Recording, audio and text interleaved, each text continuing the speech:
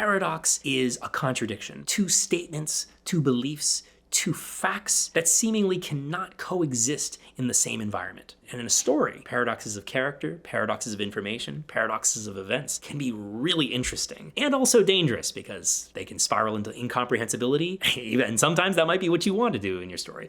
But paradox is an important textual informational effect that makes a lot of stories really interesting. The difference between like a satisfying murder mystery where there's all the loose ends are tied up and everything made sense, the David Lynch film that you're thinking about 15 years later, those two effects are both admirable, and the David Lynch film, usually defined by a lot of paradoxical content, that has hooks that set themselves into a lot of people's brains. Now, a lot of people don't like ambiguity. They don't like the lack of information. They don't like the lack of closure. Ambiguous stories, stories that don't resolve themselves fully, that don't give us all of the answers, make us uncomfortable. They make most people uncomfortable, but they also create dissonance that sits in our minds. It's like a hook that stays there. You might left that movie feeling really unsatisfied because they never revealed who the killer is, but you might be thinking about it more because it gave you an experience. Paradox, ambiguity, they're powerful forces. One of the reasons stories can be interesting, and also one of the reasons stories can be deeply frustrating. In effect, there is a conflict between the satisfaction of getting answers and the mysteries that stay with us. When a mystery is presented itself to the audience, the satisfaction of an answer closes that question. It gives us a sense of satisfaction. When we find out how things really were, the answer to who really did the thing, why the thing was done, when the answers come to us, it gives us a sense of relief, gives us a sense of satisfaction, if the answers are interesting and compelling, of course. So much of the promise of a mystery is that you're going to get the answers and that it'll be interesting when you find them out. However, some great stories withhold some of the answers. They don't give us full satisfaction. Different stories have different functions. Some stories promise us we're going to get all the answers. When we don't get them, we get angry. But some stories present a more ambiguous space. They present a more dynamic situation where we aren't going to get all the answers. And in fact, if we did get all the answers, it would be forgettable and we wouldn't care as much. This is a spoiler for the film Inception. Major Hollywood example. In Inception, the last shot makes it unclear if Leonardo DiCaprio's character is still in the dream or is actually awake with his family finally reunited. If a filmmaker chooses to leave us on kind of an uncomfortable moment right before an answer is about to be given,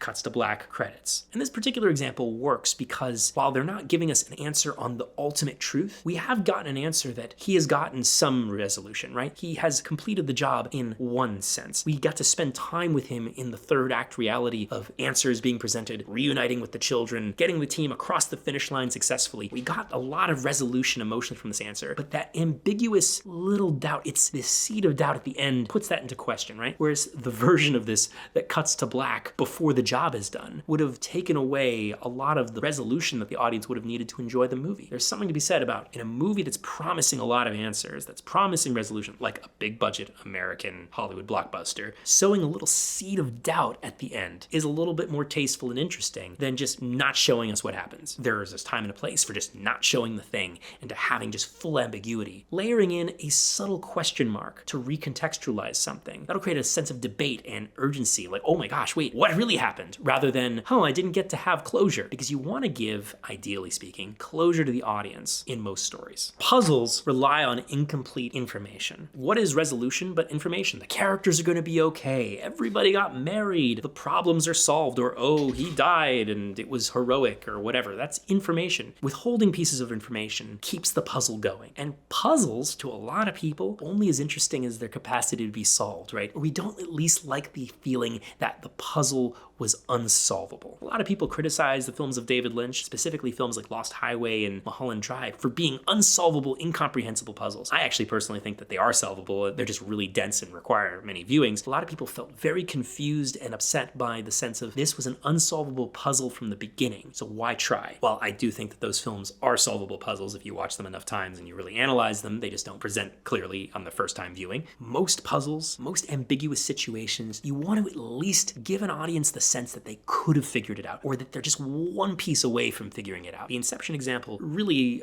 worked for a lot of people because everyone had a theory. Oh no, he really was in the dream for X, Y, and Z. He's free and he met his children again because of ABC. The sense of you got a complete enough picture, just one little piece is off. That's usually the better type of ambiguous ending for most types of story, for most types of people, in my opinion. And one of the most useful paradoxes and ambiguous tensions that I can think of is the paradox in theme and character, making a character themselves and how they express themselves a paradox. Walter White, he's on one hand this kind of straight-laced chemistry teacher who's done everything by the book, and he really, really loves his children and his wife, yet is also a megalomaniac who's capable of becoming a drug lord and killing people. There's a lot of contrariness to who he is. There's a paradox in the nature of that character. I would say the most interesting anti-heroes usually have some contradictory nature, two forces inside of them that kind of counter each other and balance each other out and fight for dominance. That's a type of paradox of character that can be really interesting to watch and is more compelling in a lot of more dynamic storytelling than a character who's just one thing, or a character who goes from one thing to being another thing. But if you make a character so contradictory that they don't really seem consistent or make sense, people don't bond with that. Basically, people love contradictions in character and theme